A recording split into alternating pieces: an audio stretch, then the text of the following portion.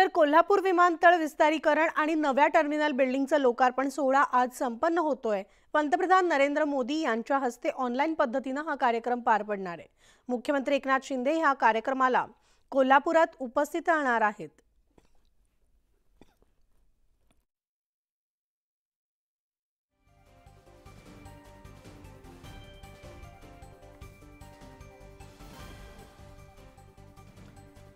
आणि आपण थेट कोल्हापुरात जाऊयात। आमचे प्रतिनिधी ज्ञानेश्वर साळोखे आपल्या सोबत आहेत। गुड मॉर्निंग ज्ञानेश्वर, कोल्हापूरकरांसाठी आज अतिशय आनंदाची बातमी आहे, कारण पंतप्रधानांच्या हस्ते कोल्हापूरच्या नव्या टर्मिनलचं म्हणजे नव्या इमारतीचं आज उद्घाटन केलं जाणार आहे। त्यामुळे उड्डाणांची क्षमता वाढणार आहे, प्रवासांची क्षमता सुद्धा या ठिकाणी वाढणार आहे। शुभ प्रभात। खरं तर असंच म्हणावं लागेल, कोल्हापूरकरांच्यासाठी ही आनंदाची बातमी म्हणावी लागेल, कारण कोल्हापूरकर ज्या विमानतळाच्या प्रतीक्षेत होते ते विमानतळ आता पूर्ण झालेलं आहे। नव्या टर्मिनल बिल्डिंगचं हे पहिल्यांदाच दृश्य आहे ते आपण न्यूज 18 लोकमत समोर आणतोय। या ठिकाणी पाहायला गेलं तर कोल्हापूर ज्या पद्धतीने ऐतिहासिक नगरी आहे, छत्रपती राजाराम महाराजांनी ज्या पद्धतीने या विमानतळाची उभारणी केली त्याच पद्धतीने ऐतिहासिक लुक आहे तो या टर्मिनल बिल्डिंगला देण्यात आल्याचं आपल्याला पाहायला मिळते। दर्शनी भागात अत्यंत सौंदर्याची खाण असलेलं हे विमानतळ आपल्याला पाहायला मिळते। तर आतल्या भागामध्ये पाहायला गेलं तर अत्याधुनिक साधनांनी सुसज्ज असं हे विमानतळ आपल्याला पाहायला मिळते।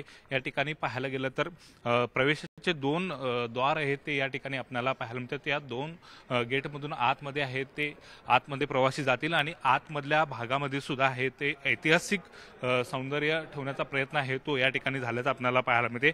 आतमध्ये पाहायला गेलं तर छत्रपती शिवाजी महाराज, शाहू महाराज, राजाराम महाराज, ताराराणी महाराणी यांची तैलचित्र आतमध्ये लावलेले आहेत आणि एकूणच अत्याधुनिक सुविधांनी सज्ज असं हे विमानतळ आहे ते आपल्याला दिसतंय। ही टर्मिनल बिल्डिंग आहे। या टर्मिनल बिल्डिंगच्या माध्यमातून सुमारे 500 प्रवाशांची ये-जा करण्याची क्षमता या ठिकाणी आपल्याला पाहायला मिळते। बॅग स्कॅनिंगची मशीन सुद्धा या ठिकाणी आपल्याला दिसून येतात। काही वेळातच मुख्यमंत्री एकनाथ शिंदे हे या विमानतळावरती आता दाखल होणार आहेत आणि नवीन या टर्मिनल बिल्डिंगमधूनच ते इनॉग्रेशन कार्यक्रमासाठी येणार आहेत। पंतप्रधान नरेंद्र मोदी यांच्या हस्ते ऑनलाईन पद्धतीनं हा सगळा उद्घाटनाचा सोहळा आहे तो पार पडणार आहे। एकूणच पाहायला गेलं तर कोल्हापूरच्या सगळ्याच लोकप्रतिनिधींनी हे विमानतळ होण्यासाठी प्रामुख्याने प्रयत्न केले होते। मात्र ज्यावेळी कोल्हापूर लोकसभेची जबाबदारी ज्योतिरादित्य सिंधिया जे एव्हिएशन मिनिस्टर होते त्यांच्याकडे दिल्यानंतर त्यांनी प्रामुख्याने या ठिकाणी वैयक्तिकरित्या लक्ष घातलं आणि या कोल्हापूरच्या विमानतळाची सुंदर अशी रीतीने उभारणी केल्याचं आपल्याला पाहायला मिळते आणि त्यांच्याच कल्पनेतून कोल्हापूर विमानतळाला ऐतिहासिक लुक आहे तो देण्यात आलेला आहे आणि त्यामुळे सगळ्या कोल्हापूरकरांची प्रतीक्षा होती की हे विमानतळ कधी सुरुवात होते आणि या नव्या इमारतीच्या माध्यमातून आपण कधी प्रवास करतोय आणि ते विकासाचं उड्डाण आता कोल्हापूरकरांनी घेतल्याचं पाहायला मिळते आणि लवकरच कोल्हापूरमध्ये जी आता सध्याची एअर कनेक्टिव्हिटी आहे ते वाढवण्याचा प्रस्ताव सुद्धा आहे आणि एक चांगल्या दर्जाचं विमानतळ उभारण्याचा मानस आहे तो या ठिकाणी दिसून येते। मात्र आता नव्या टर्मिनल बिल्डिंगचं उद्घाटन आज होते आणि ऐतिहासिक हा लुक पाहण्यासाठी सगळे कोल्हापूरकर आता सज्ज झाल्याचं पाहायला मिळते। म्हणाले निश्चितच धन्यवाद ज्ञानेश्वर या सविस्तर माहितीसाठी। तर आता गेल्या काही दिवसांपासून प्रलंबित असलेल्या पुणे विमानतळाच्या नव्या टर्मिनलचं सुद्धा आज उद्घाटन केलं जाणार आहे। त्याचबरोबर कोल्हापूरचं सुद्धा उद्घाटन पंतप्रधान नरेंद्र मोदी यांच्या हस्ते ऑनलाईन पद्धतीने केलं जाणार आहे।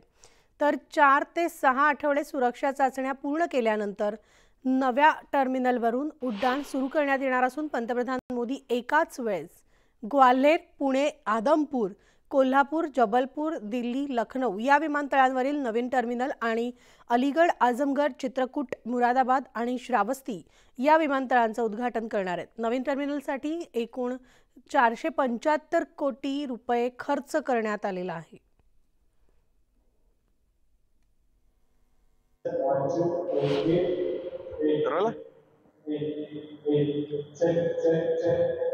पुण्यातून विमानाने प्रवास करणाऱ्या लाखो प्रवाशांसाठी आजचा दिवस अत्यंत महत्त्वाचा आहे, कारण की पुण्यामध्ये विमानतळाचं टर्मिनल 2 त्याचं उद्घाटन आज देशाचे पंतप्रधान नरेंद्र मोदी करणार आहेत आणि तेच हे सगळं टर्मिनल 2 आहे जे आपण दृश्यांमध्ये बघतो। या टर्मिनल 2 चा लुक जो आहे तो अत्यंत मराठमोळा ठेवण्यात आलेला भव्य असं म्हणजे 5 लाख स्क्वेअर फीटावर सुमारे 500 कोटी रुपये खर्च करून या टर्मिनल 2 चं उभारणी करण्यात आलेली आहे। टर्मिनल 2 च्या या प्रवेशद्वारावरच छत्रपती शिवाजी महाराजांचा अश्वारूढ पुतळा आपल्याला बघायला मिळतो। त्याचबरोबर पुणे परिसरातील जे सण उत्सव आहेत त्याची सुद्धा प्रतिकृती इथे लावण्यात आलेली आहे। शनिवार वाड्याचा जो लुक आहे तो इथे देण्यात आलाय। मात्र सगळ्यात महत्त्वाची बाब म्हणजे आपल्याला माहिती आहे पुणे हे शिक्षणाचं माहेरघर म्हटलं जाते. परदेशातून लाखो विद्यार्थी आणि वेगवेगळे डेलिगेट्स पुण्यामध्ये येत असतात. त्यामुळे हे टर्मिनल 2 अत्यंत महत्वाचं आहे. पर्यटन स्थळ म्हणून देखील पुणे जिल्ह्याला बघितलं जातं. त्याचबरोबर आध्यात्मिक क्षेत्रामध्ये सुद्धा पुण्याची महती आहे. त्यामुळे लाखो जे प्रवासी दरवर्षी पर्यटक जे दरवर्षी पुण्यात येतात त्यांच्या सुविधेसाठी हे टर्मिनल 2 अत्यंत महत्वाचं आहे. टर्मिनल 1 जे आहे त्याची प्रवेश क्षमता जी होती, विमान प्रवासी जी संख्या होती ती दरवर्षी 70 लाख होती. मात्र हे टर्मिनल 2 जोडल्या गेल्यामुळे आता दरवर्षी पुण्यातून साधारण 1,20,00,000 प्रवासी जे आहेत ते विमानाने अत्यंत सुविधायुक्त असा प्रवास करू शकतील आणि त्यामुळेच हा महत्वाचा टप्पा विकासातला पुण्याच्या विकासाचा जो आहे तो आज इथे पूर्ण होताना दिसतोय आणि जो पुणेकरांच्या सेवेमध्ये दाखल होणार आहे. जर्नलिस्ट सूरज कसबेसह गोविंद वाकडे, न्यूज 18 लोकमत, पुणे.